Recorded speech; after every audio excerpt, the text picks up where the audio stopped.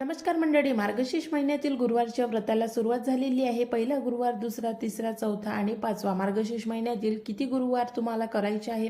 कारण मार्गशीर्ष महिन्यातील शेवटचा गुरुवार हा अमावस्येला येत आहे. त्यामुळे अमावस्येचा गुरुवार करावा का आणि शेवटचा गुरुवार कोणता आहे याविषयीची माहिती मी आपल्या चॅनलवरती तुम्हाला सांगितलेलीच आहे. त्यामुळे जर तुम्ही अजूनपर्यंत व्हिडिओ बघितले नसेल तर नक्की जाऊन बघा.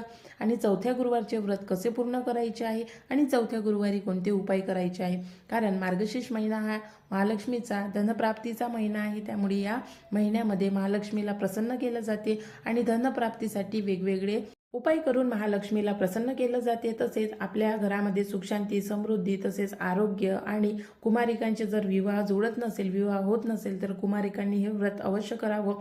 पुरुषांनी हे व्रत करावं, सवाशिनींनी करावं, विधवांनी सुद्धा केलं तरी चालेल. याविषयीची जर तुम्हाला संपूर्ण माहिती पाहिजे असेल तर आपल्या चॅनलवरती व्हिडिओ आहे, म्हणून या व्हिडिओला जास्त